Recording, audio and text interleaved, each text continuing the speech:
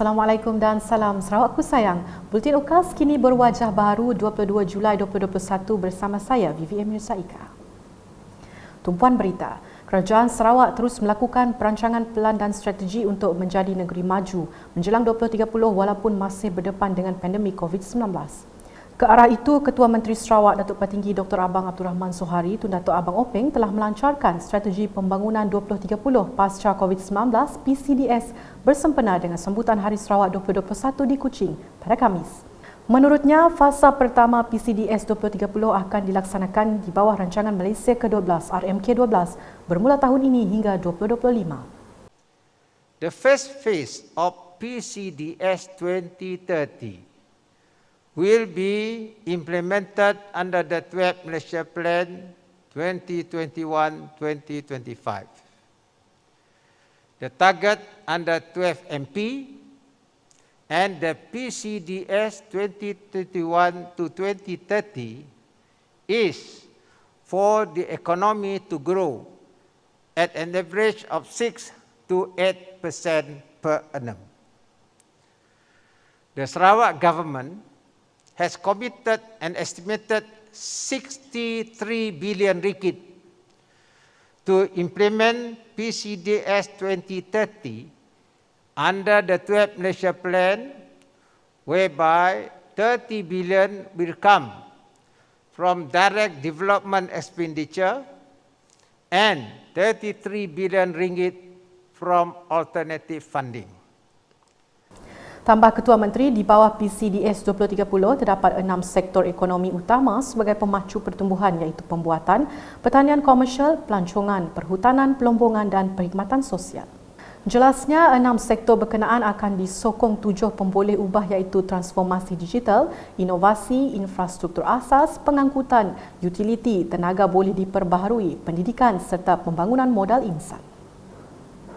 Sementara itu, dalam sidang media selepas majlis pelancaran tersebut, Datuk Patinggi Abang Sohari yakin strategi itu mampu menjadikan Sarawak negeri maju menjelang 2030. Ini bukanlah tugas yang ringan dan sudah tentu kita melihat juga apa yang berlaku di kawasan-kawasan berdekatan dengan Sarawak dan juga menuju ke arah ekonomi yang lebih kompetitif di masa depan.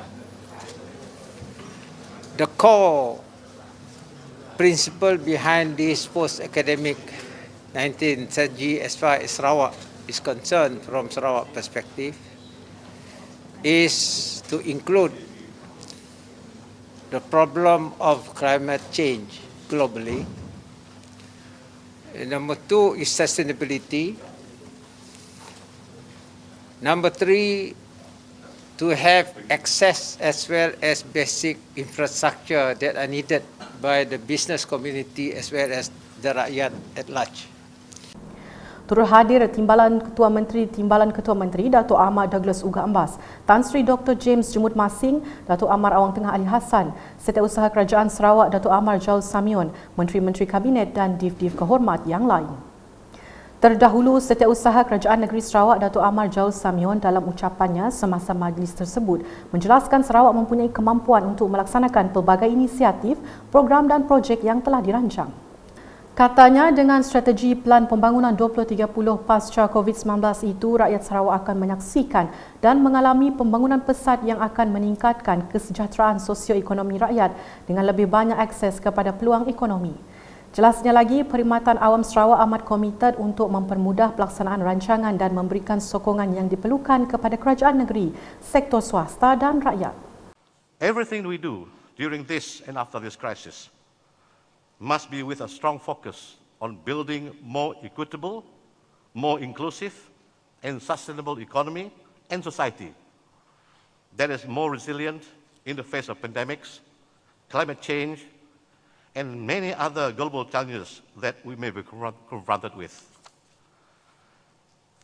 As I said earlier, this plan is a combined effort of many parties to ensure that the plan is more wholesome with the wise guidance of the SEEC and the Yang Amat Berhormat Ketua Menteri, and at the same time to provide stakeholders with the opportunity to share their thoughts and aspiration. It has been an arduous task, to say the least. Datuk Amar Jaul menambah rancangan itu juga merupakan usaha berterusan pelbagai pihak bagi memastikan ia lebih berfaedah dengan bimbingan Majlis Tindakan Ekonomi Sarawak SEAC dan Ketua Menteri dan pada masa yang sama memberi peluang kepada pelbagai pihak berkepentingan untuk berkongsi pemikiran dan aspirasi mereka. Ujarnya lagi, dengan pelancaran pelan tersebut juga langkah penting seterusnya adalah mengembangkan pelan tindakan dan pelaksanaan AIP untuk memperincikan langkah yang diperlukan untuk mencapai hasil utama yang dikenal pasti dalam PCDS 2030. Berita seterusnya, Kementerian Pembangunan Usahawan dan Koperasi MEDEK menyeru perusahaan mikro dan perniagaan tidak langsung untuk mendapatkan bantuan pembiayaan menerusi pinjaman tabung ekonomi usaha niaga Tekun Nasional. Menterinya Datuk Seri Dr. Wan Junaidi Tuanku Jaafar berkata beliau bimbang ramai usahawan beralih kepada peminjam wang tidak berlesen dan bukannya pergi ke agensi-agensi kerajaan yang ditetapkan untuk meminjam wang. Jelasnya, sejak mengambil alih kementerian itu tahun lepas, beliau telah memastikan bahawa pinjaman proses permohonan di bawah Tekun Nasional dipermudahkan. Malah mereka yang disenarai hitam dengan Perkhidmatan Kredit Tip-Off (SITOS) dan Pusat Sistem Maklumat Rujukan Kredit (CCRIS) juga layak untuk memohon. Beliau berkata demikian semasa menyerahkan pinjaman Tekun Nasional berjumlah RM333,000 kepada 10 usahawan di Kuching pada Rabu. Sementara itu, Ahli Parlimen Santubong itu menambah kementeriannya juga mempunyai agensi sokongan lain seperti Institut Keusahawanan Negara Berhad InScan untuk membantu melatih mereka dengan kemahiran baru agar dapat menghadapi perniagaan yang mencabar semasa pandemik COVID-19.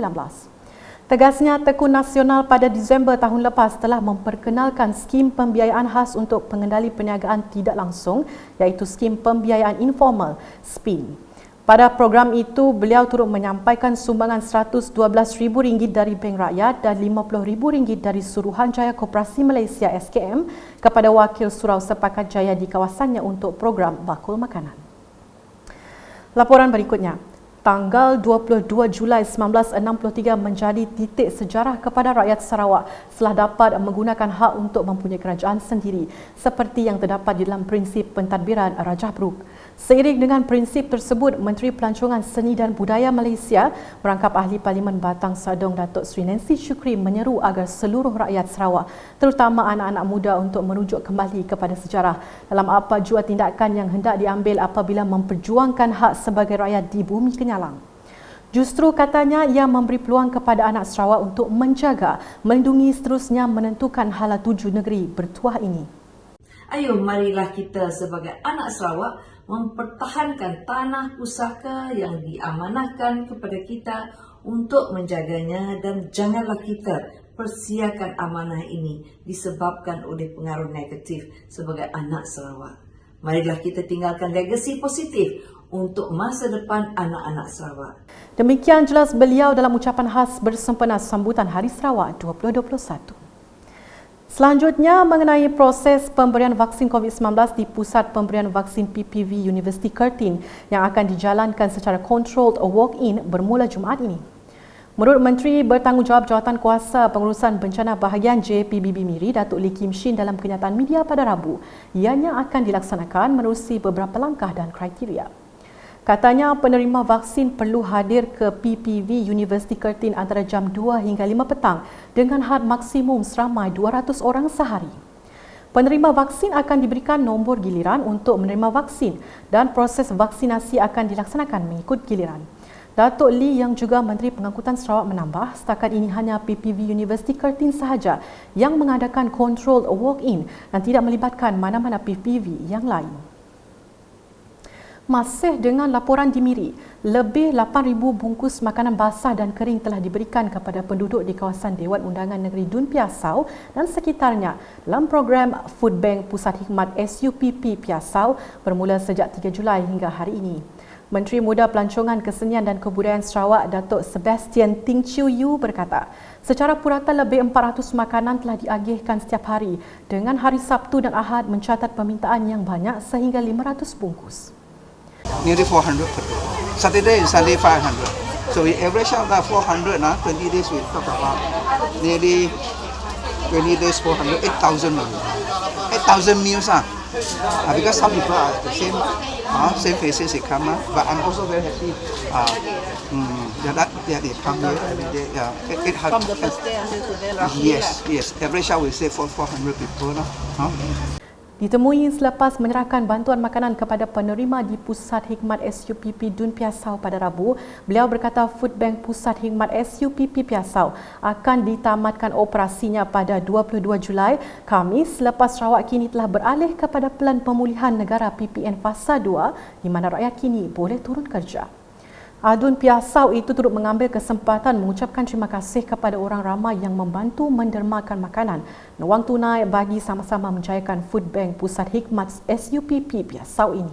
I'd like to say thank you to those volunteers, all our volunteers in the kitchen. In the kitchen, they'll be cooking since 3rd of July and tomorrow will be the last day. I say thank you to them, and also I say thank you to the premises owner moral uplifting society. It was wonderful that they allow us to make use of the kitchen. From that side, I'd like to say thank you to a lot of people who came in to donate. Cooking oil, rice, fish, veggie, canned food, eggs. That all these they contributed and they will send straight to the kitchen from there. And that is on that part, and on this part itself, as you see, all these are sponsored by people from the people outside. Some will just drop by, drive past through here, pass us some money and say this is for us to help to do what we are doing. Manakala di Matu, program imunisasi COVID-19 kebangsaan PICK di Pusat Pemberian Vaksin PPV Dewan Suara Matu akan diteruskan sehingga minggu pertama Ogos depan.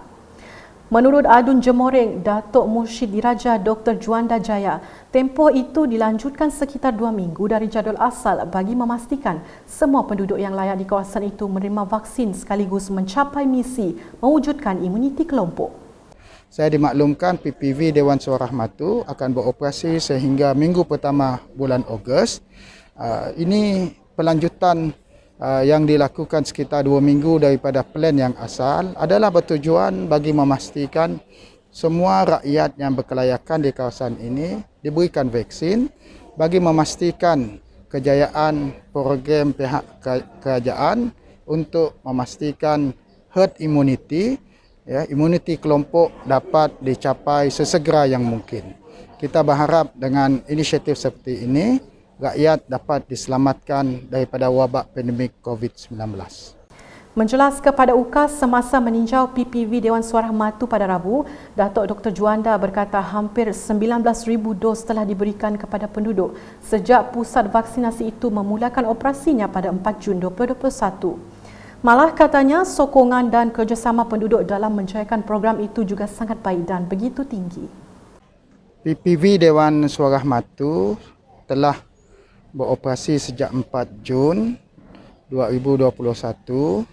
Hampir 19,000 dos telah diberikan kepada penduduk yang berkelayakan.